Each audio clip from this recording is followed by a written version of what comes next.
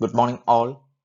ഇന്ന് ഞാൻ നിങ്ങളുമായിട്ട് ഡിസ്കസ് ചെയ്യുന്നത് CMA ഇന്റർമീഡിയറ്റിന്റെ ഡയറക്ട് ടാക്സേഷനിലെ റെസിഡൻഷ്യൽ സ്റ്റാറ്റസും ഇൻസിഡൻസ് ഓഫ് ടാക്സിനെ കുറിച്ചിട്ടാണ്. നമുക്ക് എക്സാമിന് രണ്ടാമത്തെയോ മൂന്നാമത്തെയോ ലോട്ടില് റെസിഡൻഷ്യൽ സ്റ്റാറ്റസിൽ നിന്നും ഒരു പ്രോബ്ലവും അതേപോലെ ഇൻസിഡൻസ് ഓഫ് ടാക്സിൽ നിന്നും 2-3 പ്രൊവിഷൻസ് കോട്ട് ചെയ്തിട്ട് അല്ലെങ്കിൽ 2-3 ഇൻകംസ് കോട്ട് ചെയ്തിട്ട് ആ ഇൻകത്തിന് ടാക്സ് കൊടുക്കണോ വേണ്ടയോ, ആരൊക്കെ കൊടുക്കണം എന്നുള്ള ക്വസ്റ്റ്യൻസ് നമ്മുടെ രണ്ടാമത്തെയോ മൂന്നാമത്തെയോ ലോട്ടിൽ വരും. അതിനെ കുറിച്ചാണ് ഞാൻ നിങ്ങളുമായിട്ട് ഡിസ്കസ് ചെയ്യുന്നത്.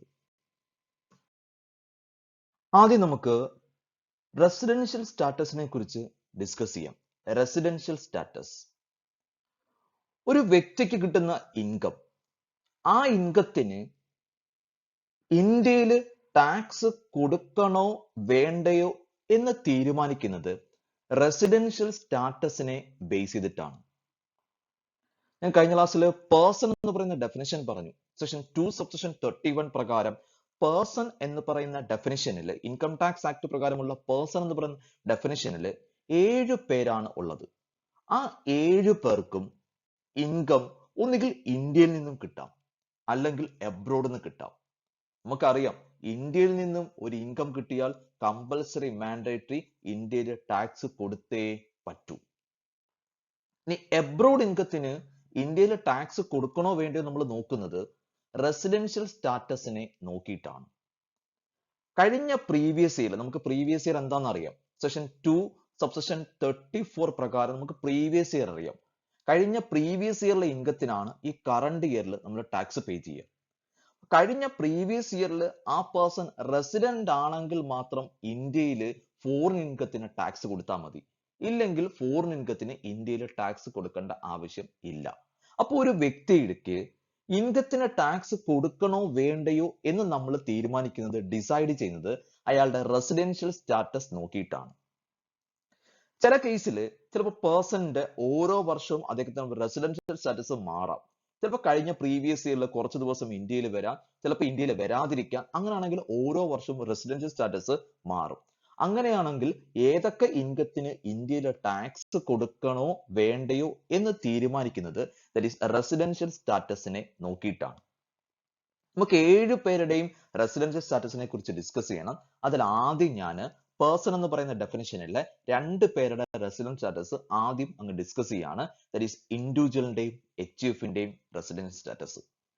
First individual and HUF, 2 others, ബാക്കിയുള്ള ആൾക്കാർ that is firm, company, AOP or BOI, that is artificial juridical person, local authority, ബാക്കിയെല്ലാം അതേഴ്സിലേക്ക് ഇട്ടു. ആദ്യം that is individual and HUF. ഒരു ഇൻഡിവിജ്വലിനും HUFനും 2 റെസിഡൻഷ്യൽ സ്റ്റാറ്റസ് ആണ് ഉള്ളത്. ഒന്നുകിൽ റെസിഡന്റ് ആകാം, അല്ലെങ്കിൽ നോൺ റെസിഡന്റ് ആകാം.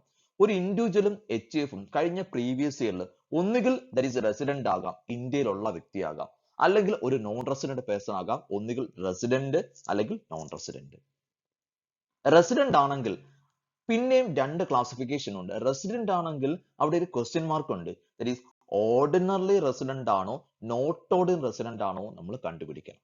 ഇപ്പൊ ഇന്ത്യയിൽ റെസിഡന്റ് ആയിരിക്കുന്ന ഒരു പേഴ്സൺ റെസിഡന്റ് ആണെങ്കിൽ അവിടെ നമ്മൾ നോക്കണം, സാധാരണ ഇന്ത്യയിലെ സ്ഥിരതാമസക്കാരനാണോ, അതോ നമ്മൾ ചില സമയത്ത് നമുക്ക് എബ്രോഡ് നമ്മൾ ജോലിക്ക് പോവാം, അല്ലെങ്കിൽ എബ്രോഡ് വിസിറ്റിങ്ങിന് പോകാം. അങ്ങനെയാണെങ്കിൽ അയാളെ 2 കാറ്റഗറി ഡിവൈഡ് ചെയ്യും. ഒന്ന് ordinary resident, 2 not ordinary resident എന്ന് പറയുന്ന 2 കാറ്റഗറി ആയിട്ട് ഡിവൈഡ് ചെയ്യും. തൊട്ടപ്പുറത്ത് ഇൻഡിവിജ്വലും HUFും ഒഴിച്ചിട്ടുള്ള ബാക്കിയുള്ള അതേഴ്സ് ആണെങ്കിൽ 2 കാറ്റഗറി, ഒന്ന് റെസിഡന്റും 2 നോൺ റെസിഡന്റും. ഒന്നുകിൽ കഴിഞ്ഞ പ്രീവിയസ് ഇയറിൽ ഇന്ത്യയിൽ റെസിഡന്റ് ആയിരിക്കും, അല്ലെങ്കിൽ കഴിഞ്ഞ പ്രീവിയസ് ഇയറിൽ ഇന്ത്യയിൽ ദാറ്റ് ഈസ് നോൺ റെസിഡന്റ് ആയിരിക്കും. 2 കാറ്റഗറി. ഫസ്റ്റ് ഇൻഡിവിജ്വലിന്റെ റെസിഡൻഷ്യൽ സ്റ്റാറ്റസ് ആണ് നമ്മൾ ഡിസ്കസ് ചെയ്യുന്നത്. ഇൻഡിവിജ്വൽ ആണ്, എക്സാം പോയിന്റ് ഓഫ് വ്യൂ വളരെ ഇമ്പോർട്ടന്റ്, ദാറ്റ് ഈസ് ഇൻഡിവിജ്വൽ ആണ്. സെക്ഷൻ 6 സബ്സെക്ഷൻ 1 പ്രകാരം ഒരു ഇൻഡിവിജ്വലിന് 2 റെസിഡൻഷ്യൽ സ്റ്റാറ്റസ് ആണ് ഉള്ളത്. ഒന്നുകിൽ കഴിഞ്ഞ പ്രീവിയസ് ഇയറിൽ ആ പേഴ്സൺ ഇന്ത്യയിൽ റെസിഡന്റ് ആകും, അല്ലെങ്കിൽ നോൺ റെസിഡന്റ് ആകും. ഇനി റെസിഡന്റ് ആണെങ്കിൽ വീണ്ടും 2 ക്വസ്റ്റ്യൻ അവിടെ ഉണ്ട്. ഓർഡിനറി റെസിഡന്റ് ആണോ നോട്ട് ഓർഡിനറി റെസിഡന്റ് ആണോ എന്ന് നമ്മൾ കണ്ടുപിടിക്കണം. അപ്പോൾ ഒരു ഇൻഡിവിജ്വലിന് 2 റെസിഡൻഷ്യൽ സ്റ്റാറ്റസ്, ഒന്ന് റെസിഡന്റ്, 2 നോൺ റെസിഡന്റ്. റെസിഡന്റ് ആണെങ്കിൽ വീണ്ടും 2 classification, ordinary resident, 2 not ordinary resident. ഒരു പേഴ്സൺ റെസിഡന്റ് ആണോ നോൺ റെസിഡന്റ് ആണോ തീരുമാനിക്കാൻ വേണ്ടി നമുക്ക് ബേസിക് കണ്ടീഷൻസ് ഉണ്ട്. ബേസിക് കണ്ടീഷൻ, രണ്ട് ബേസിക് കണ്ടീഷൻ ഉണ്ട്. രണ്ട് ബേസിക് കണ്ടീഷനിലെ ഏതെങ്കിലും ഒരു കണ്ടീഷൻ സാറ്റിസ്ഫൈ ചെയ്യുകയാണെന്നുണ്ടെങ്കിൽ ആ പേഴ്സൺ കഴിഞ്ഞ പ്രീവിയസ് ഇയറിൽ ഇന്ത്യയിൽ റെസിഡന്റ് ആയി. രണ്ട് ബേസിക് കണ്ടീഷനിലെ രണ്ട് കണ്ടീഷനും സാറ്റിസ്ഫൈ ആണെങ്കിൽ ആ പേഴ്സൺ നോൺ റെസിഡന്റ് ആയി. ആ രണ്ട് കണ്ടീഷനെ കുറിച്ചാണ് പറയുക.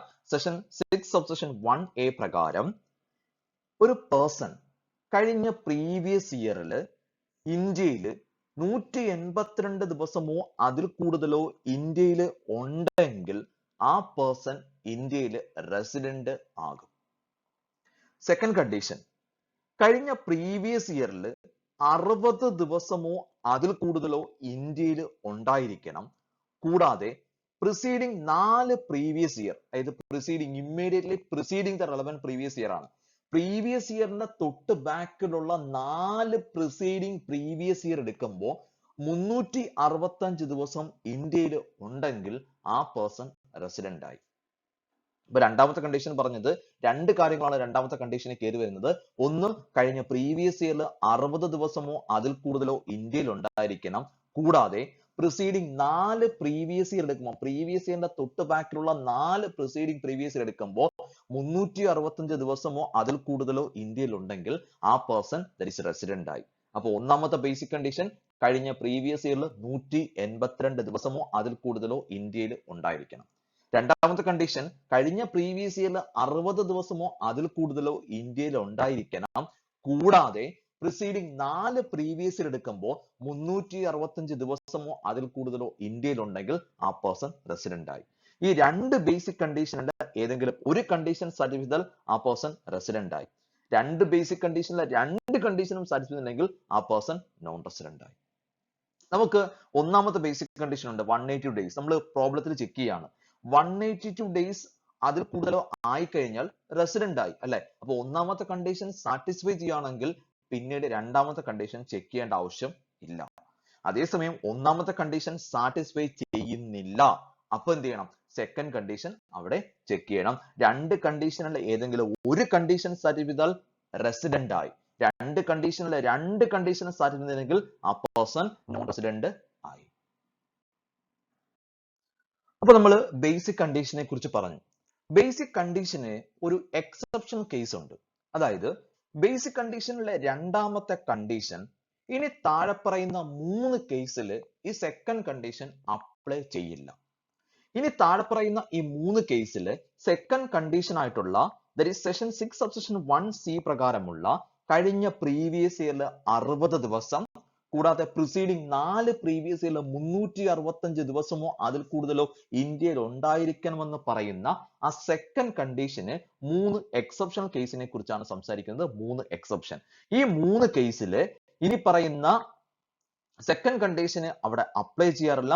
ഈ 3 കേസിലും അവിടെ റെസിഡന്റ് ആണോ എന്ന് തീരുമാനിക്കുന്നത് ഒരേ ഒരു കണ്ടീഷൻ ആയിട്ടുള്ള ഫസ്റ്റ് കണ്ടീഷൻ പ്രീവിയസ് ഇയറിൽ 182 ദിവസമോ അതിൽ കൂടുതലോ ഇന്ത്യയിൽ ഉണ്ടായിരിക്കണം. അതിൽ ഒന്നാമത്തെ exceptional case, an Indian citizen who leaves India during the previous year four employment purpose. ഒരു ഇന്ത്യൻ സിറ്റിസൺ ആയിരിക്കുന്ന ഒരു പേഴ്സൺ കഴിഞ്ഞ പ്രീവിയസ് ഇയറിൽ ആ പേഴ്സൺ എംപ്ലോയ്മെന്റ് പർപ്പസിന് വേണ്ടിയിട്ട് എബ്രോഡേക്ക് പോവുകയാണ്. എംപ്ലോയ്മെന്റ് പർപ്പസിന് വേണ്ടി, ജോബിന് വേണ്ടി ദാറ്റ് ഈസ് എബ്രോഡേക്ക് പോവുകയാണ്. അങ്ങനെയാണെങ്കിൽ ആ പേഴ്സണ് സെക്കൻഡ് കണ്ടീഷൻ ആപ്ലിക്കബിൾ അല്ല. Then second point, an Indian citizen who leaves India during the previous year as a member of a crew of an Indian ship.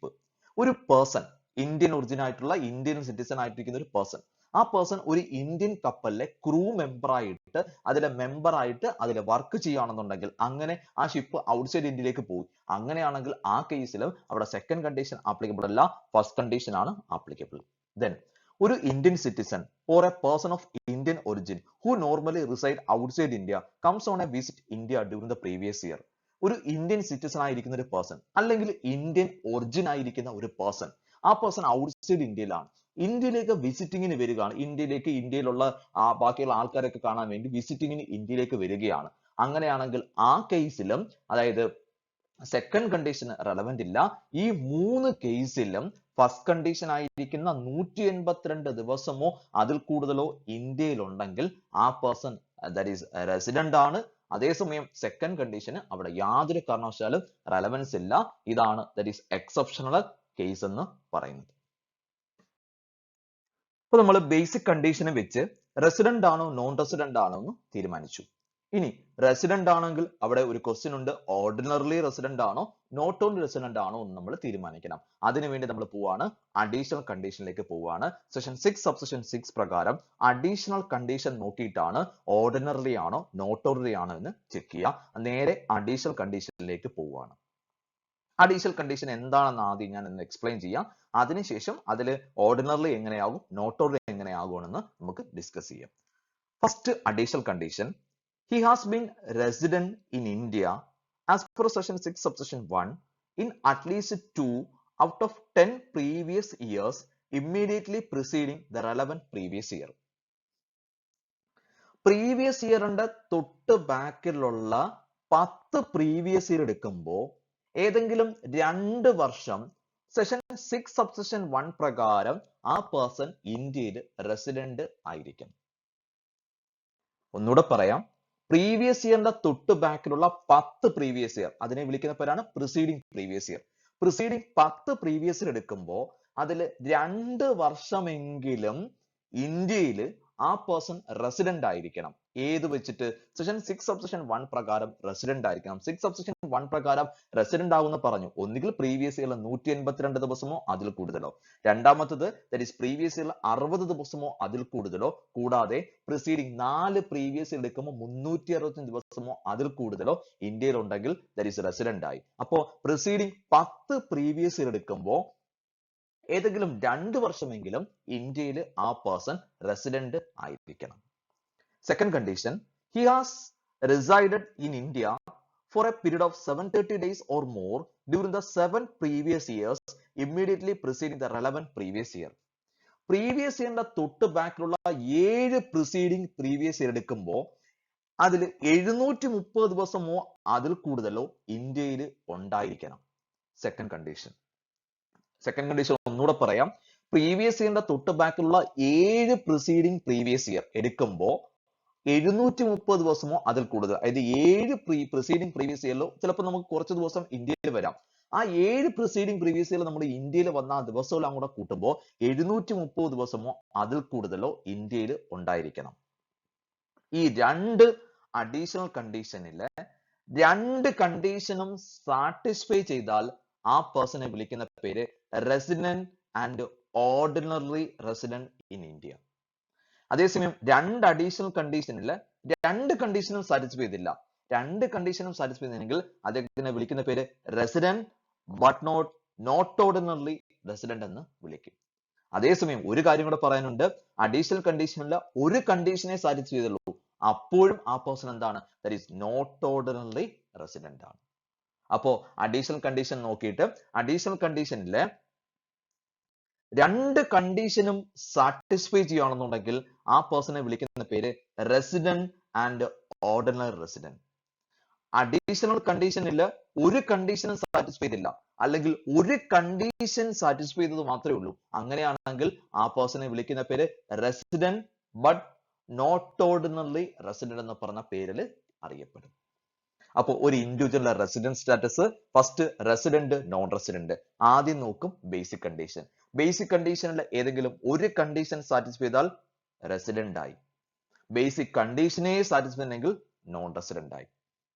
ഇനി റെസിഡന്റ് ആണെങ്കിൽ ഓർഡിനറി റെസിഡന്റ് ആണോ not ordinary resident ആണോ എന്ന് നമ്മൾ തീരുമാനിക്കണം. അത് check ചെയ്യാൻ വേണ്ടി അഡീഷണൽ കണ്ടീഷനിലേക്ക് പോകും. അഡീഷണൽ കണ്ടീഷനിലെ 2 കണ്ടീഷനും സാറ്റിസ്ഫൈ ചെയ്യുകയാണെങ്കിൽ ആ പേഴ്സണെ വിളിക്കുന്ന പേര് resident and ordinary resident.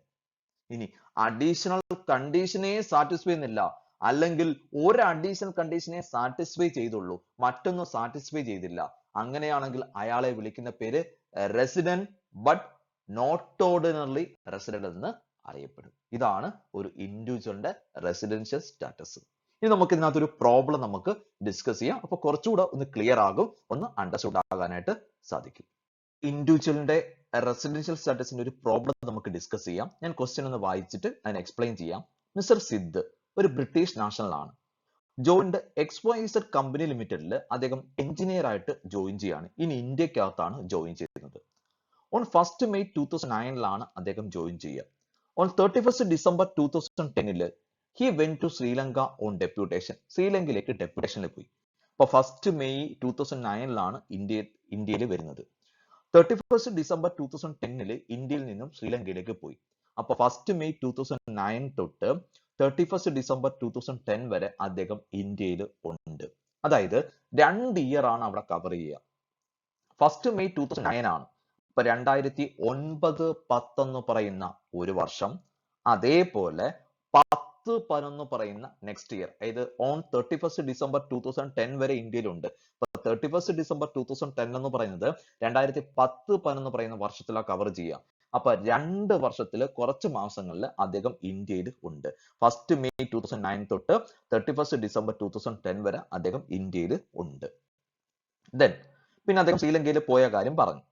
On 1st April 2009 he came back to India and left for Sri Lanka again on 31st May 2015.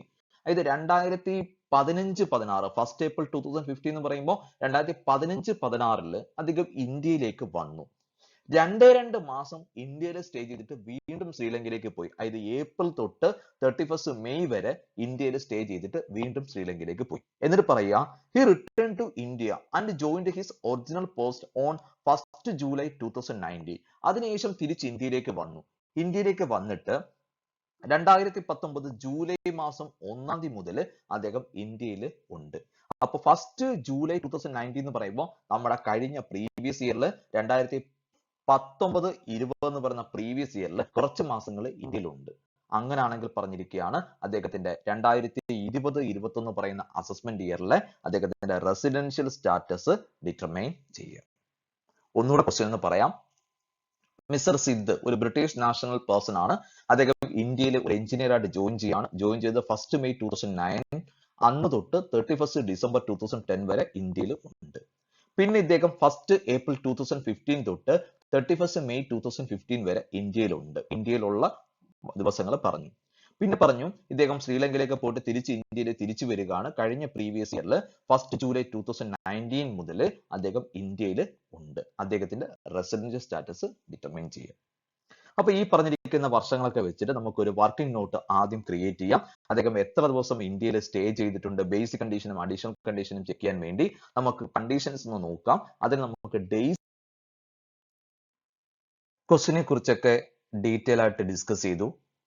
ഇനി ആൻസറിലേക്ക് പോവുകയാണ്. ആദ്യം ഒരു വർക്കിംഗ് നോട്ടാണ് നമ്മൾ പ്രിപ്പയർ ചെയ്യുന്നത്.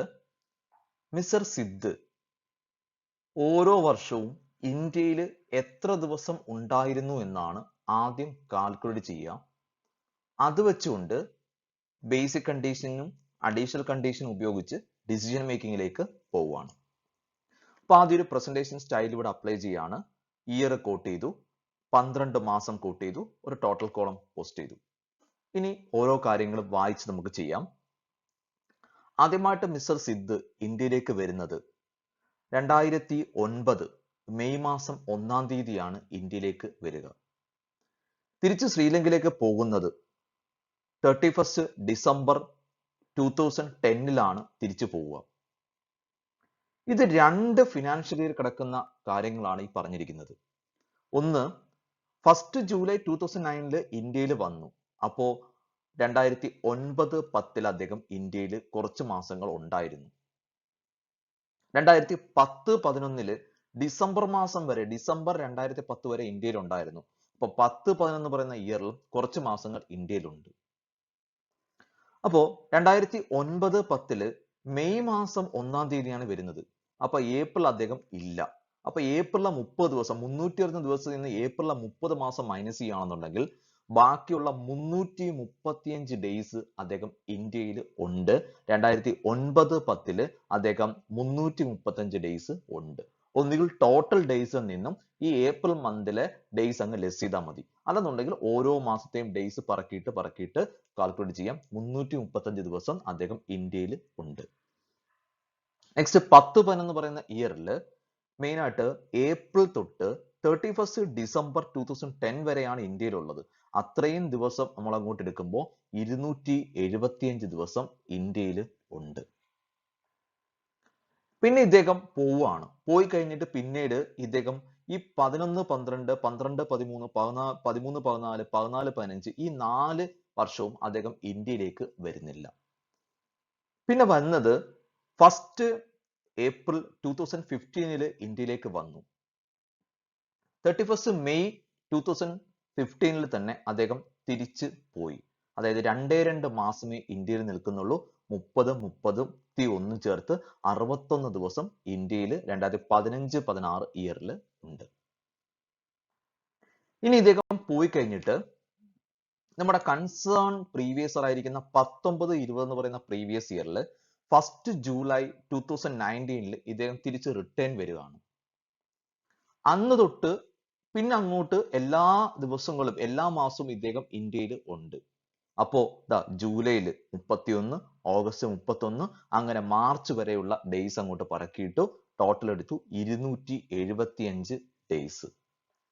അപ്പൊ മൊത്തം നമ്മൾ നോക്കുകയാണെങ്കിൽ 19-20 275 ഡേയ്സ്, 15-16 61 ഡേയ്സ്, 10-11 275 ഡേയ്സ്, 9-10 335 ഡേയ്സ് അദ്ദേഹം ഇന്ത്യയിൽ ഉണ്ട്. ഇനി നമുക്ക് കണ്ടീഷൻ നോക്കാം. റെസിഡന്റ് ആണോ നോൺ റെസിഡന്റ് ആണോ തീരുമാനിക്കാൻ വേണ്ടി ബേസിക് കണ്ടീഷൻ. ബേസിക് കണ്ടീഷനിലെ ഒന്നാമത്തെ കണ്ടീഷൻ പ്രീവിയസ് ഇയറിൽ 182 ദിവസം, 275 ദിവസമുണ്ട്. ഒന്നാമത്തെ കണ്ടീഷൻ സാറ്റിസ്ഫൈ ചെയ്തു. ഇനി സെക്കൻഡ് കണ്ടീഷൻ, ഇനി ആവശ്യമില്ല, നോക്കേണ്ട ആവശ്യമില്ല. ഫസ്റ്റ് കണ്ടീഷൻ സാറ്റിസ്ഫൈഡ് ആണ്, സെക്കൻഡ് കണ്ടീഷനിലേക്ക് പോകണ്ട. ഇപ്പൊ റെസിഡന്റ് ആണ്, മിസ്റ്റർ സിദ്ധ് റെസിഡന്റ് ആയി. ഇനി ഓർഡിനറി ആണോ നോട്ട് ഓർഡിനറി ആണോ എന്ന് ഡിസൈഡ് ചെയ്യാൻ വേണ്ടി അഡീഷണൽ കണ്ടീഷനിലേക്ക് പോവുകയാണ്. ഒന്നാമത്തെ അഡീഷണൽ കണ്ടീഷൻ 10 വർഷത്തില് 2 വർഷം ഇന്ത്യയിൽ റെസിഡന്റ് ആയിരിക്കണം. സെഷൻ 6 സബ്സെഷൻ 1 പ്രകാരം 10 വർഷത്തില് 2 വർഷം റെസിഡന്റ് ആയിരിക്കണം. അപ്പൊ 10 വർഷം എടുക്കാൻ പോവാ. 1, 2, 3, 4, 5, 6, 7, 8, 9, 10. 10 വർഷത്തിൽ നോക്കുമ്പോ 18-19 റെസിഡന്റ് അല്ല, 17-18 ഇല്ല, 16-17 ഇല്ല, 15-16 61 ദിവസമുണ്ട്. അപ്പോ രണ്ടാമത്തെ ബേസിക് കണ്ടീഷനിലെ പ്രീവിയസ് ഇയറിൽ 60 ദിവസം, പ്രിസീഡിങ് 4 പ്രീവിയസ് ഇയറിൽ 365 ദിവസം. 60 ദിവസമായി, പ്രിസീഡിങ് 4 പ്രീവിയസ് ഇയറിൽ 365 ഇല്ല. അപ്പൊ 15-16 ഈ പേഴ്സൺ റെസിഡന്റ് അല്ല. ഇനി 10-11 275 ദിവസം ഉണ്ട്. 182 പോലെ കണ്ടീഷൻ 1 അനുസരിച്ച് 182 ഉണ്ടെങ്കിൽ റെസിഡന്റ് ആയി. അപ്പൊ 10-11 റെസിഡന്റ് ആയി. 9-10 335 ഡേയ്സ് ഉണ്ട്. അപ്പോ 2 വർഷം അദ്ദേഹം റെസിഡന്റ് ആയി. 10 വർഷം എടുക്കുമ്പോൾ അറ്റ്ലീസ്റ്റ് 2 ഇയർ അദ്ദേഹം റെസിഡന്റ് ആവണം. ഒന്നാമത്തെ അഡീഷണൽ കണ്ടീഷൻ സാറ്റിസ്ഫൈഡ് ആയി. രണ്ടാമത്തെ അഡീഷണൽ കണ്ടീഷൻ 7 വർഷത്തിൽ 730 ദിവസം. 7 വർഷം 1, 2, 3, 4, 5, 6, 7. 2012-13 തൊട്ട് 18-19 വരെയുള്ള ഈ 7 വർഷം നോക്കുമ്പോൾ ആകപ്പാടെ ഉള്ളത് 61 ദിവസമേ ഉള്ളൂ. സോ 730 ദിവസം ഇല്ല. So second additional condition satisfy ചെയ്തില്ല. സോ ബേസിക് കണ്ടീഷൻ സാറ്റിസ്ഫൈ ചെയ്തുകൊണ്ട് റെസിഡന്റ് ആയി. അഡീഷണൽ കണ്ടീഷനിൽ ഒരെണ്ണമേ ഈ പേഴ്സൺ സാറ്റിസ്ഫൈ ചെയ്യുന്നുള്ളൂ. അതുകൊണ്ട് തന്നെ കൺക്ലൂഷൻ ഡിസിഷൻ ആയിട്ട് മിസ്റ്റർ സിദ്ധ് 2020-21 പറയുന്ന assessment year, previous year 19-20 resident but not ordinary resident ആണ്. Resident but not ordinary resident കാരണം അഡീഷണൽ കണ്ടീഷനിലെ ഒന്നാമത്തെ അഡീഷണൽ കണ്ടീഷൻ മാത്രമേ സാറ്റിസ്ഫൈ ചെയ്യുന്നുള്ളൂ. So mister Siddh that is resident but not ordinary resident ആണെന്ന് പറയാനായിട്ട് സാധിക്കും. അഡീഷണൽ കണ്ടീഷൻ രണ്ടും സാറ്റിസ്ഫൈ ചെയ്തെങ്കിൽ മാത്രമേ മിസ്റ്റർ സിദ്ധ് ഓർഡിനറി റെസിഡന്റ് ആവൂ. ഈ കേസിൽ ഒന്നാമത്തെ അഡീഷണൽ കണ്ടീഷനെ സാറ്റിസ്ഫൈ ഉള്ളൂ. ഒരെണ്ണമേ അഡീഷണൽ കണ്ടീഷൻ സാറ്റിസ്ഫൈ ചെയ്യുന്നുള്ളൂ, ഒന്നും സാറ്റിസ്ഫൈ ചെയ്യുന്നില്ല. അങ്ങനെയാണെങ്കിലും ആ കേസിൽ that is not ordinary resident ആണ്. ഈ സിറ്റുവേഷനിൽ mister Siddh resident but not ordinary resident ആണെന്ന് പറയാനായിട്ട് സാധിക്കും. ഇതാണ് ഒരു ഇൻഡിവിജ്വലിന്റെ റെസിഡൻഷ്യൽ സ്റ്റാറ്റസ്. ഇനി റെസിഡൻഷ്യൽ സ്റ്റാറ്റസിലെ രണ്ടാമത്തെ person that is Hindu undivided family, HUF. Section 6 subsection 2 പ്രകാരം ഒരു HUFന്റെ റെസിഡൻഷ്യൽ സ്റ്റാറ്റസ് ആണ് പറയുന്നത്. നേരത്തെ പറഞ്ഞ പോലെ ഇൻഡിവിജ്വൽ പറഞ്ഞ പോലെ ഒരു എച്ച് യു എഫിന് രണ്ട് സ്റ്റാറ്റസ് ആണുള്ളത്. ഒന്ന് റെസിഡന്റ്, രണ്ട് നോൺ റെസിഡന്റ്. ഇനി റെസിഡന്റ് ആണെങ്കിൽ മറ്റൊരു സിറ്റുവേഷൻ ഉണ്ട്. നേരത്തെ ഇൻഡിവിജ്വൽ പറഞ്ഞ പോലെ തന്നെ ഓർഡിനറി റെസിഡന്റ് അല്ലെങ്കിൽ that is not on resident. ഇതിൽ ഏതാണെന്ന് നമ്മൾ കണ്ടുപിടിക്കണം.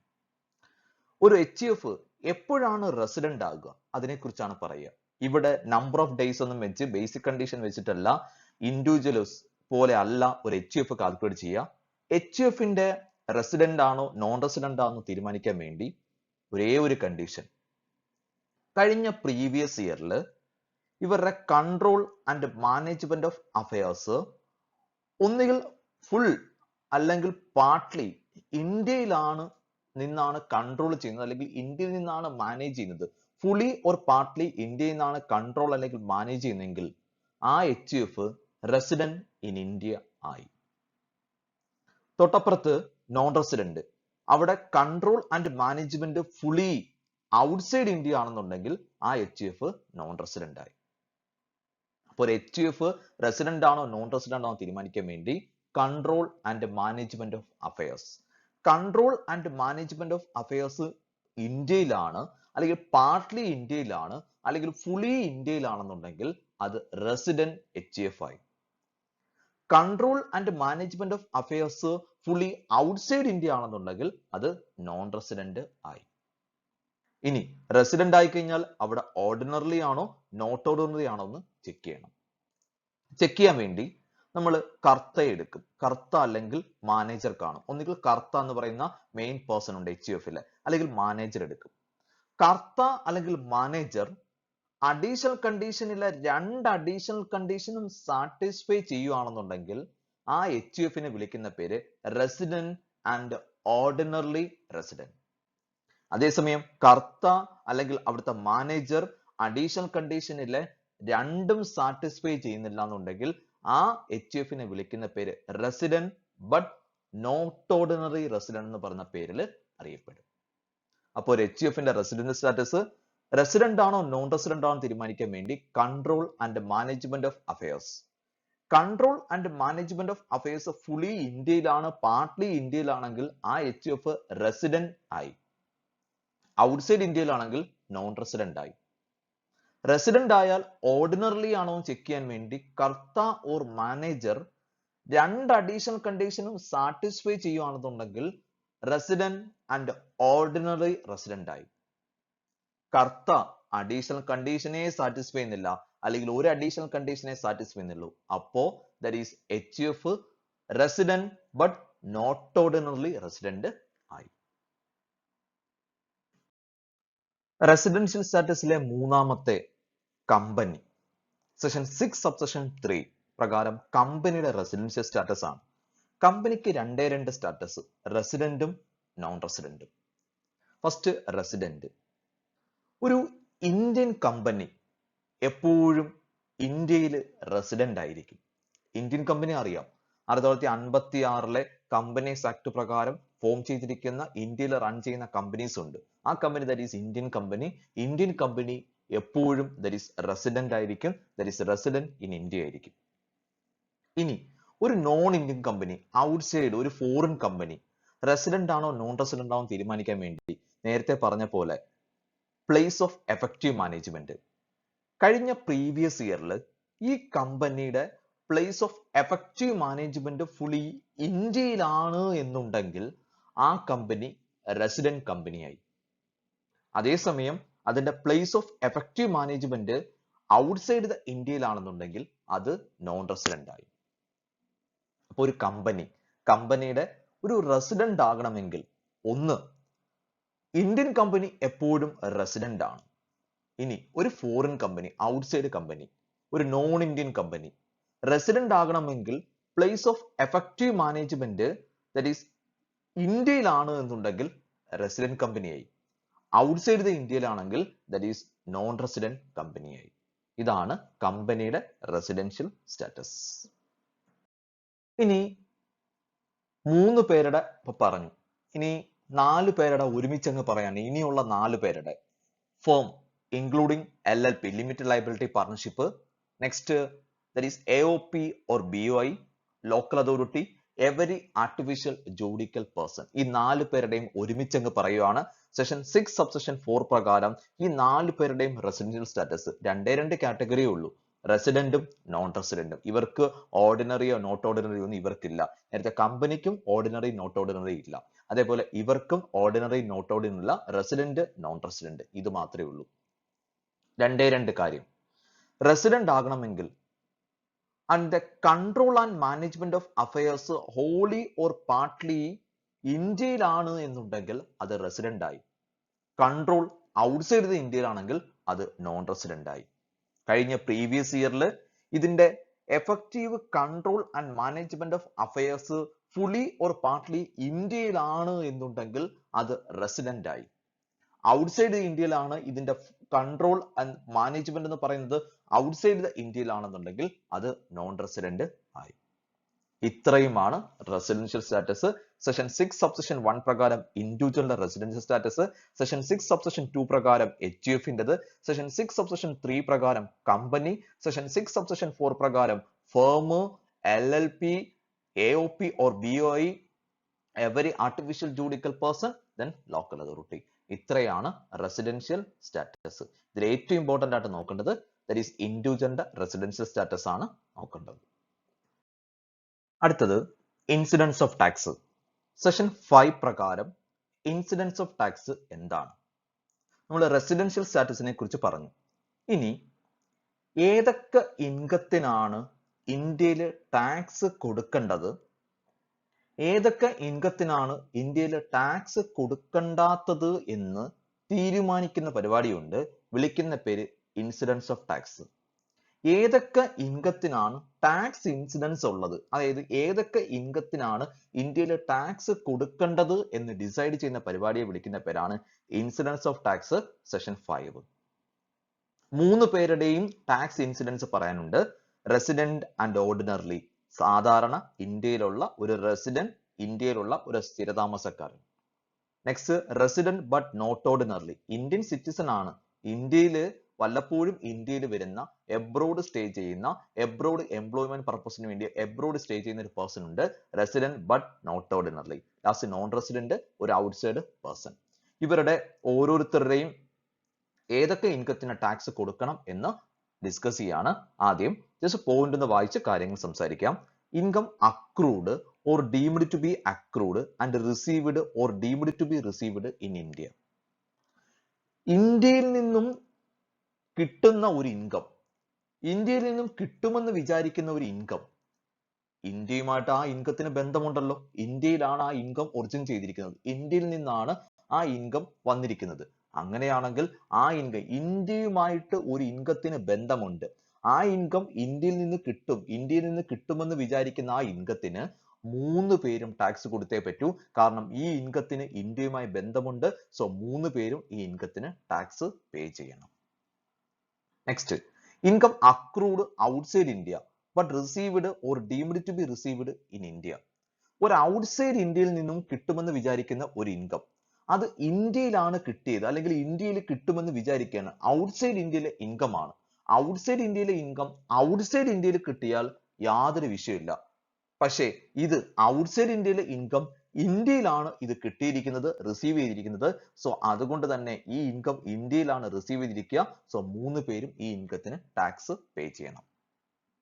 Next, income accrued or deemed to be accrued in India but received outside India. ഇന്ത്യയിലെ ഒരു ഇൻകം, ഇന്ത്യയിൽ നിന്നും ഒറിജിൻ ചെയ്തിരിക്കുന്ന ഒരു ഇൻകം, പക്ഷെ എവിടുന്നാ കിട്ടിയത്? ഔട്ട്സൈഡ് ഇന്ത്യയിലാണ് കിട്ടിയത്, ഔട്ട്സൈഡ് ഇന്ത്യയിലേക്കാണ് ഇത് പോയിരിക്കുന്നത്. സോ ഇത് ഇന്ത്യയുമായി ഈ ഇൻകത്തിന് ബന്ധമുണ്ട്, 3 പേരും ഈ ഇൻകത്തിന് ടാക്സ് കൊടുക്കണം. അപ്പൊ ആദ്യത്തെ 3 കാര്യങ്ങൾ പറഞ്ഞത്, ഇന്ത്യയിലെ ഒരു ഇൻകം 3 പേരും ടാക്സ് കൊടുത്തേ പറ്റൂ. ഇന്ത്യയിൽ റിസീവ് ചെയ്യുന്ന ഒരു ഇൻകം 3 പേരും ടാക്സ് കൊടുത്തേ പറ്റൂ. ഔട്ട്സൈഡ് ഇന്ത്യയിലെ ഒരു ഇൻകം, ഔട്ട്സൈഡ് ഇന്ത്യ കിട്ടിയിരുന്നെങ്കിൽ യാതൊരു വിഷയമില്ല. ഔട്ട്സൈഡ് ഇന്ത്യയിലെ ഒരു ഇൻകം ഇന്ത്യയിലാണ് റിസീവ് ചെയ്യുന്നതെങ്കിൽ 3 പേരും ആ ഇൻകത്തിന് ടാക്സ് പേ ചെയ്തേ പറ്റൂ. Next, income accrued and received outside India from A business controlled or profession setup in India. ഇന്ത്യയിൽ നിന്നും കൺട്രോൾ ചെയ്യുന്ന ഒരു ബിസിനസ് അല്ലെങ്കിൽ ഇന്ത്യയിൽ നിന്നും സെറ്റപ്പ് ചെയ്തിരിക്കുന്ന ഒരു പ്രൊഫഷൻ, അതിന്റെ ഇൻകം കിട്ടുന്നത് ഔട്ട്സൈഡ് ഇന്ത്യയിലാണ് എന്നുണ്ടെങ്കിൽ ഓർഡിനറി റെസിഡന്റ് എന്ന് പറയുന്ന പേഴ്സൺ എവിടെ നിന്ന് ഇൻകം കിട്ടിയാലും ടാക്സ് കൊടുത്തേ പറ്റൂ. ഇന്ത്യയിലാണെങ്കിലും ഔട്ട്സൈഡ് ഇന്ത്യയിലാണെങ്കിലും ആ പേഴ്സൺ ടാക്സ് കൊടുത്തേ പറ്റൂ. So ordinary resident tax pay ചെയ്യണം. ഇനി നോട്ട് ഓൺലി റെസിഡന്റ് ഈ ഇൻകത്തിന് ടാക്സ് കൊടുക്കണം, ടാക്സബിൾ ആണ്. റീസൺ, ഈ ബിസിനസ് ഓർ പ്രൊഫഷൻ കൺട്രോൾ ചെയ്യുന്നത് സെറ്റപ്പ് ചെയ്യുന്നത് ഇന്ത്യയിലാണ്. നമ്മൾ പറഞ്ഞു കഴിഞ്ഞ പ്രീവിയസ് ഇയറിൽ ഒരു ബിസിനസ് ഇന്ത്യയിൽ നിന്നാണ് കൺട്രോൾ ചെയ്യുക, ഇന്ത്യയിൽ നിന്നാണ് സെറ്റപ്പ് ചെയ്തിരിക്കുന്നത് എന്നുണ്ടെങ്കിൽ ആ ബിസിനസ് റെസിഡന്റ് ആയി. അങ്ങനെയാണെന്നുണ്ടെങ്കിൽ രണ്ടാമത്തെ പേഴ്സൺ ഇത് ഇന്ത്യയുമായി ഈ ഇൻകത്തിന് ബന്ധമുണ്ട്, ഇന്ത്യയിൽ നിന്നും കൺട്രോൾ ചെയ്യുന്ന ബിസിനസ് ആണ്. സോ അതുകൊണ്ട് രണ്ടാമത്തെ പേഴ്സൺ ഈ ഇൻകത്തിന് ടാക്സ് പേ ചെയ്യണം. മൂന്നാമത്തെ ആള് നോൺ റെസിഡന്റ് ഈ ഇൻകത്തിന് ഒരു കാരണവശാലും ടാക്സ് പേ ചെയ്യേണ്ട, നോട്ട് ടാക്സബിൾ ആണ്. കാരണം ഇത് ബിസിനസ് കൺട്രോൾ ചെയ്യുന്ന പ്രൊഫഷൻ സെറ്റപ്പ് ചെയ്യുന്നത് ഇന്ത്യയിലാണ്. പക്ഷേ ഈ പേഴ്സൺ, ഈ നോൺ റെസിഡന്റ് പേഴ്സൺ ഔട്ട്സൈഡ് ഇന്ത്യയിലാണ്. ഔട്ട്സൈഡ് ഇന്ത്യയിലാണ് ഈ പേഴ്സൺ ഇൻകം കിട്ടുക. സോ അതുകൊണ്ട് ആ പേഴ്സൺ ആ ഇൻകത്തിന് ഇന്ത്യയിൽ ടാക്സ് കൊടുക്കേണ്ട ആവശ്യമില്ല. സോ മൂന്നാമത്തെ പേഴ്സൺ കൊടുക്കേണ്ട ആവശ്യം ഇല്ല. Next, income accrued and received outside India from A business controlled or profession setup outside India. Outside ഇന്ത്യയിൽ നിന്നും കൺട്രോൾ ചെയ്യുന്ന ഒരു ബിസിനസ്സോ ഒരു പ്രൊഫഷനോ അതിന്റെ ഇൻകം കിട്ടുന്നത് ഔട്ട്സൈഡ് ഇന്ത്യയിലാണ് അതിന്റെ ഇൻകം കിട്ടുന്നത്. അങ്ങനെയാണെങ്കിൽ ഒന്നാമത്തെ പേഴ്സൺ എവിടുന്ന് ഇൻകം കിട്ടിയാലും ടാക്സ് പേ ചെയ്യണം. പക്ഷെ ബാക്കി രണ്ടുപേരും ഒരു കാരണവശാലും ടാക്സ് പേ ചെയ്യേണ്ട. ഇത് ഒരു ഔട്ട്സൈഡ് ഇന്ത്യയിലെ ഒരു കമ്പനി, ഔട്ട്സൈഡ് ഇന്ത്യയിൽ ഇൻകം കിട്ടുന്നു. Not ordinary resident tax pay ചെയ്യേണ്ട, that is non resident tax pay ചെയ്യേണ്ട. പക്ഷേ ഓർഡിനറി റെസിഡന്റ് എവിടുന്ന് ഇൻകം കിട്ടിയാലും, ഇന്ത്യയിൽ നിന്ന് ഇൻകം കിട്ടിയാലും എബ്രോഡ് നിന്ന് ഇൻകം വന്നാലും രണ്ടിനും ഈ പറയുന്ന ഓർഡിനറി റെസിഡന്റ് ടാക്സ് പേ ചെയ്യണം. Next, income accrued and received outside India in the previous year, it make no difference if the same later remitted to India. In previous year ഒരു income കിട്ടി, ഒരു outside ഇന്ത്യയിൽ നിന്നും ഒരു previous ഇയറിൽ ഒരു income കിട്ടി. ആ ഇൻകം പിന്നീട് കുറെ നാൾ കഴിഞ്ഞിട്ട് ആ ടാക്സ് കൊടുക്കാത്ത ഇൻകം ഇവിടെ കൊണ്ടുവന്ന് നമ്മൾ ലേറ്റർ റെമിറ്റ് ചെയ്യാണ്, ഇന്ത്യയിൽ ഒരു ബാങ്ക് അക്കൗണ്ടിലേക്ക് റെമിറ്റ് ചെയ്യുകയാണ്. ഒന്നാമത്തെ പേഴ്സൺ എന്തായാലും ടാക്സ് കൊടുത്തേ പറ്റൂ, പറഞ്ഞു എവിടുന്ന് വരുമാനം കിട്ടിയാലും കൊടുക്കണം. ബാക്കി രണ്ടുപേര് ഒരു കാരണവശാലും കൊടുക്കേണ്ട ആവശ്യം ഇല്ല.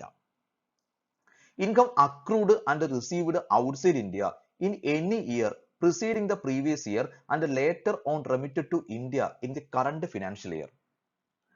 പണ്ടെങ്ങാണ്ടോ കിട്ടിയ ഒരു ഇൻകം, മുൻകാലങ്ങളിൽ ഔട്ട്സൈഡ് ഇന്ത്യയിൽ നിന്നും കിട്ടിയ ഒരു ഇൻകം, ആ ഇൻകം പിന്നീട് നമ്മൾ കുറെ നാൾ കഴിഞ്ഞിട്ട് പിന്നീട് ആ ഇൻകം ഇവിടുത്തെ ഒരു ബാങ്കിലേക്ക് റെമിറ്റ് ചെയ്യുകയാണ്, അല്ലെങ്കിൽ ഇന്ത്യയിലേക്ക് കൊണ്ടുവരികയാണ് എന്നുണ്ടെങ്കിൽ ഇതിനെ വിളിക്കുന്ന പേരാണ് പാസ്റ്റ് അൺടാക്സ്ഡ് ഇൻകം. പണ്ടെങ്ങാണ്ടോ ടാക്സ് കൊടുക്കാത്ത ഒരു ഇൻകം ഇന്ത്യയിലേക്ക് കൊണ്ടുവരികയാണ്. അങ്ങനെയാണെങ്കിൽ മൂന്ന് പേരും ഈ ഇൻകത്തിന് ടാക്സ് കൊടുക്കണ്ട. നോക്കണം, ഇത് പണ്ടെങ്ങാണ്ട് റിസീവ് ചെയ്ത ഒരു ഇൻകം ആണ്. ആ ഇൻകം കഴിഞ്ഞ പ്രീവിയസ് ഇയറിൽ ഇങ്ങോട്ടേക്ക് റെമിറ്റ് ചെയ്യാണ്. കഴിഞ്ഞ പ്രീവിയസ് ഇയറിലെ ഇൻകത്തിൽ ഇത് വരത്തില്ല. പക്ഷെ ഈ ഇൻകത്തിന് ഒന്നാമത്തെ പേഴ്സൺ ടാക്സ് കൊടുക്കണം.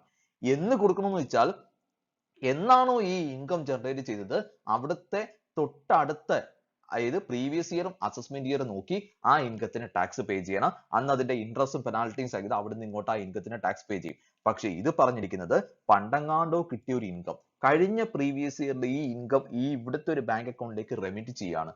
അങ്ങനെയാണെങ്കിൽ ഈ ഇൻകത്തിന് കഴിഞ്ഞ പ്രീവിയസ് ഇയറിൽ നിന്നുകൊണ്ട് ഈ ഇൻകത്തിന് ടാക്സ് കൊടുക്കണ്ട. പക്ഷേ ഇതിന് എന്നാണോ ഇത് കിട്ടിയത്, ഈ ഇൻകം കിട്ടിയത്, അന്ന് അതിന്റെ നെക്സ്റ്റ് ഇയർ നോക്കി, നെക്സ്റ്റ് എന്ന് പറഞ്ഞാൽ അസസ്മെന്റ് ഇയർ നോക്കി ആ ഇൻകത്തിന് അന്ന് ടാക്സ് കൊടുക്കണം. ഇപ്പോഴത്തെ പ്രീവിയസ് ഇയറിലേക്ക് ഈ ഇൻകം കൊണ്ടുവരാനായിട്ട് പറ്റില്ല. ഇത്രയും ഈ പറയുന്ന 7 എലമെന്റ് ആണ് ഇൻസിഡൻസ് ഓഫ് ടാക്സിൽ വരുന്ന ഐറ്റം. നെക്സ്റ്റ്, സെഷൻ 9 പ്രകാരം income deemed to accrue or arise in India.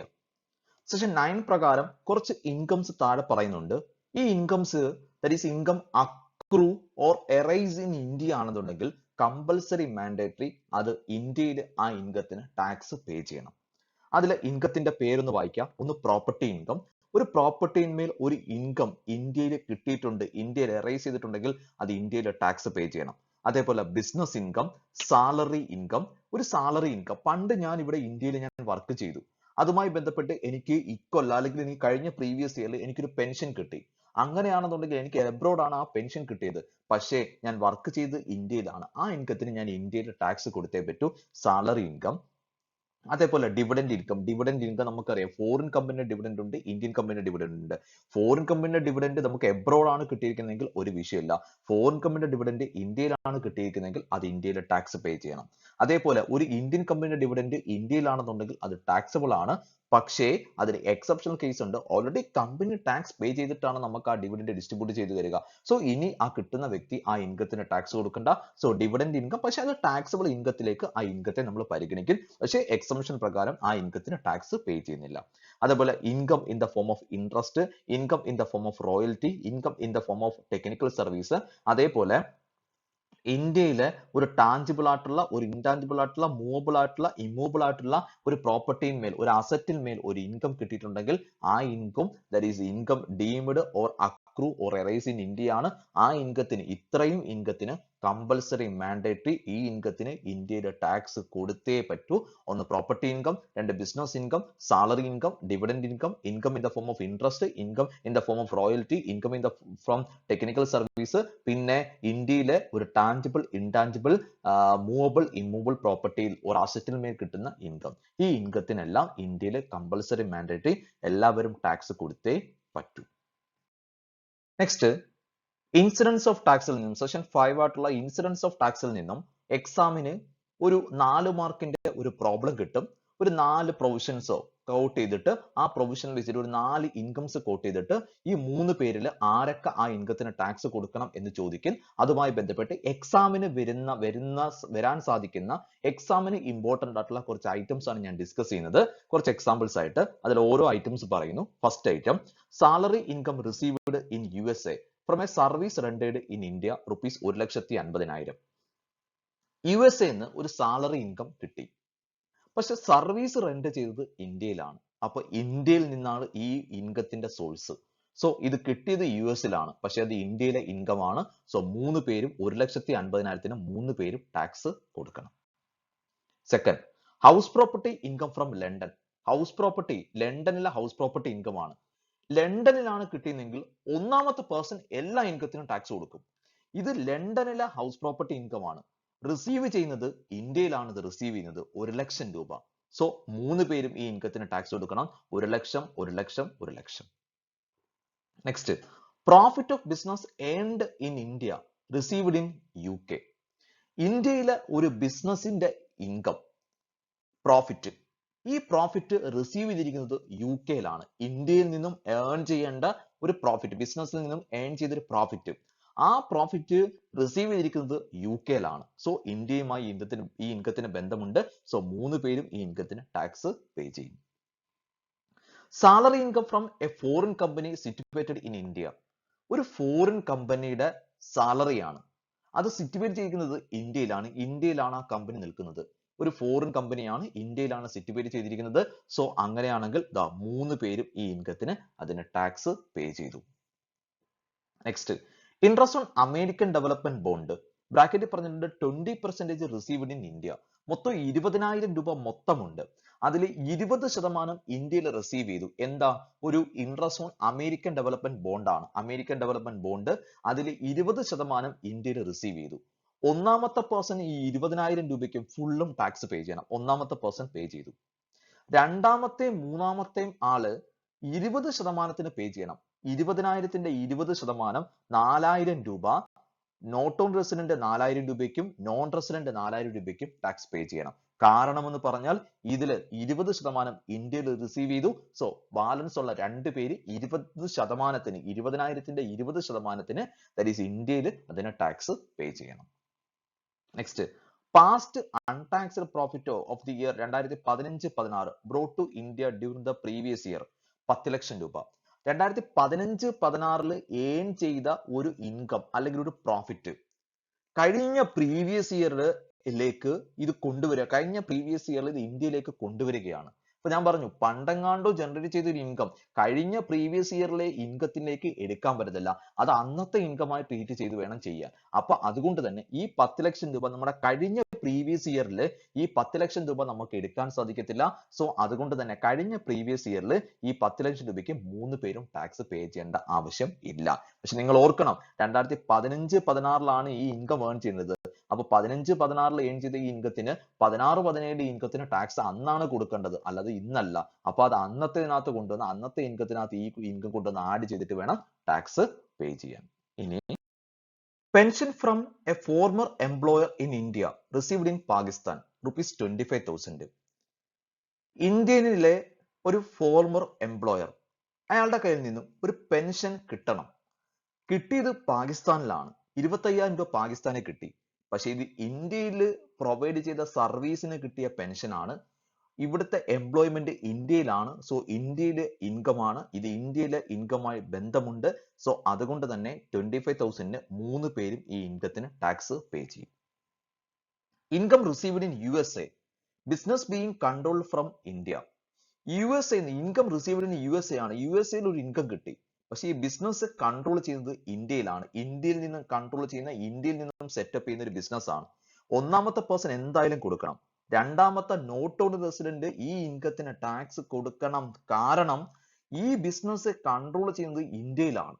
ഈ ബിസിനസ് കൺട്രോൾ ചെയ്യുന്ന ഔട്ട്സൈഡ് ഇന്ത്യയിലാണെന്നുണ്ടെങ്കിൽ ഈ 10,000 രൂപയ്ക്ക് നോട്ട് ഓൺ റെസിഡന്റ് ടാക്സ് കൊടുക്കേണ്ട ആവശ്യം ഇല്ല. പക്ഷെ ഈ ബിസിനസ് കൺട്രോൾ ചെയ്യുന്ന ഇന്ത്യയിലാണ്. അതുകൊണ്ട് തന്നെ നോട്ട് ഓൺ റെസിഡന്റ് 10,000 രൂപയ്ക്ക് ടാക്സ് പേ ചെയ്യണം. സോ നോൺ റെസിഡന്റ് കൊടുക്കേണ്ട ആവശ്യം ഇല്ല. Income from sale of property of Jaipur ബ്രാക്കറ്റിലെ 30% കൺസിഡറേഷൻ റിസീവ്ഡ് ഇൻ ഇന്ത്യ ₹1,00,000 രൂപ. Income from sale of property in Jaipur. Jaipur ഒരു പ്രോപ്പർട്ടിയാണ്. അതിലെ 30% കൺസിഡറേഷൻ ഇന്ത്യയിലാണ് കിട്ടിയത്. അപ്പൊ ബാക്കി 70% ഔട്ട്സൈഡ് ഇന്ത്യയിലാണ് കിട്ടിയത്. പക്ഷേ ഇവിടെ ഇത് നോക്കേണ്ട ആവശ്യമില്ല. ജയ്പൂർ എന്ന് പറയുന്നത് ഇന്ത്യയിലെ ഒരു സ്ഥലമാണ്. സോ 1,00,000 രൂപയും ഇന്ത്യയിലെ ഒരു സെയിൽ ഓഫ് പ്രോപ്പർട്ടിയാണ്. സോ ഇന്ത്യയുമായിട്ട് ഈ ഇൻകത്തിന് ബന്ധമുണ്ട്. ഇന്ത്യയിലെ ഒരു പ്രോപ്പർട്ടിയാണ്. സോ 3 പേരും ഈ ഇൻകത്തിന് ടാക്സ് പേ ചെയ്യണം. ഇത് കൺഫ്യൂഷൻ ചിലപ്പോൾ ജയ്പൂർ പെട്ടെന്ന് നമ്മൾ പേര് നോക്കാൻ നമ്മൾ കാര്യങ്ങൾ ചെയ്യും. ഇത് ജയ്പൂർ ആണ്. സോ 30% കൺസിഡറേഷൻ ഇന്ത്യയിലാണ് റിസീവ് ചെയ്യുന്നത്. ബാക്കി 70% അപ്പൊ ഔട്ട്സൈഡ് ഇന്ത്യയിലായിരിക്കും. ഇത് ഇന്ത്യയിലെ ഒരു പ്രോപ്പർട്ടി ആണ്. സോ 1,00,000 രൂപയ്ക്ക് 3 പേരും ടാക്സ് പേ ചെയ്യണം. Dividend received from A foreign company outside India. ഒരു ഔട്ട്സൈഡ് ഇന്ത്യയിലെ ഒരു ഫോറിൻ കമ്പനിയിൽ നിന്ന് ഒരു ഡിവിഡൻഡ് കിട്ടി. അത് ഔട്ട്സൈഡ് ഇന്ത്യയിലാണ് കിട്ടുന്നത് 45,000 രൂപ. ഒന്നാമത്തെ പേഴ്സൺ എവിടുന്ന് ഇൻകം കിട്ടിയാലും ഓർഡിനറി റെസിഡന്റ് ടാക്സ് പേ ചെയ്യും. സോ 45,000 ഓർഡിനറി റെസിഡന്റ് പേ ചെയ്തു. നോട്ട് ഓൺ റെസിഡന്റും പേ ചെയ്യേണ്ട ആവശ്യമില്ല. നോൺ റെസിഡന്റും പേ ചെയ്യേണ്ട ആവശ്യമില്ല.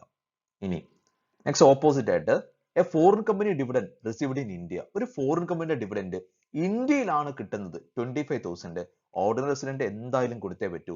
നോട്ട് ഓർഡിനറി റെസിഡന്റും നോൺ റെസിഡന്റും ഈ ഇൻകത്തിന് ടാക്സ് കൊടുക്കും. കാരണം ഇത് ഇന്ത്യയിലാണ് ഇത് റിസീവ് ചെയ്തിരിക്കുന്നത്. ഫോറിൻ കമ്പനി ഡിവിഡൻഡ് ഇന്ത്യയിലാണ്. സോ 25,000 2 പേരും ടാക്സ് കൊടുക്കണം. Income from sale of property situated in Australia ₹3,00,000, 80% received in India. ഓസ്ട്രേലിയയിലെ ഒരു പ്രോപ്പർട്ടി 3,00,000 രൂപ വിലയുള്ള ഒരു പ്രോപ്പർട്ടി, 3,00,000 രൂപ ഇൻകം, 80% ഇന്ത്യയിൽ റിസീവ് ചെയ്യുന്നു. ബാക്കി 20% ഔട്ട്സൈഡ് ഇന്ത്യയിലാണ്. സോ ഒന്നാമത്തെ പേഴ്സൺ 3,00,000 രൂപയ്ക്ക് ടാക്സ് പേ ചെയ്യണം. നോട്ട് ഓർഡിനറിയും നോൺ റെസിഡന്റ് കാണാൻ പറ്റില്ലായിരിക്കും ചിലപ്പോ. നോട്ട് ഓർഡിനറിയും നോൺ റെസിഡന്റും ഈ 3,00,000 രൂപയ്ക്കിടയ്ക്ക് 80% ഇന്ത്യയിൽ റിസീവ് ചെയ്യുകയാണ്. സോ ആ 3,00,000 രൂപയുടെ 80% 2,40,000 രൂപ നോട്ട് ഓർഡിനറി ടാക്സ് പേ ചെയ്യണം. 2,40,000 രൂപയ്ക്ക് നോൺ റെസിഡന്റും പേ ചെയ്യണം. 2 പേരും 3,00,000ന്റെ 80% ഇന്ത്യയിലാണ് റിസീവ് ചെയ്യുക. സോ 3,00,000ന്റെ 80%ത്തിന് ഇന്ത്യയിലെ ടാക്സബിൾ ഇൻകം ആണ്. ഇത്രയാണ് that is incidents of tax.